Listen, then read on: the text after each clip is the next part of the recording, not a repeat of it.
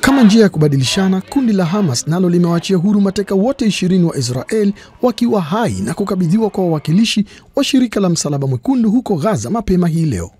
Kuachiwa kwa mateka na wafungwa hao kukaibua furaha kwa upande wa Israel, huku mateka hao wakiungana na familia zao ambazo zilipoteza matumaini ya kuwaona tena ndugu zao. Hali kama hiyo ikashuhudiwa pia baada ya wafungwa wa Kipalestina kuachiwa na Israel, na picha mjongeo zikiwaonesha wafungwa hao wakisafirishwa kwa mabasi na kushuhudiwa na ndugu zao waliokuwa na shauku kubwa ya kushuhudia hilo likitokea.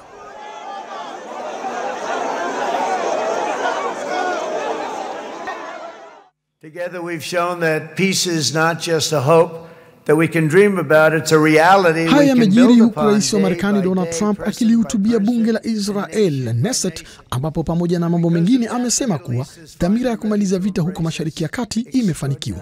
Sambamba na hilo, Trump ameelezea kwamba ni dhahiri kwamba vita imekwisha na anayo matumaini makubwa kuwa makubaliano ya kusitisha vita yatadumu na kuleta amani ya kudumu katika eneo lote la Mashariki ya Kati, huku akizishukuru nchi za Kiarabu kwa mchango mkubwa wa kuleta amani. Rais Trump ameongeza kuwa mkataba wa amani kuhusu Gaza utasaidia kumaliza vita kati ya kundi la Hamas na Israel, na ndiyo maana wapiganaji wa Hamas wamewaachia mateka wa Israel, huku wafungwa takriban 2000 wakiachiwa na Israel.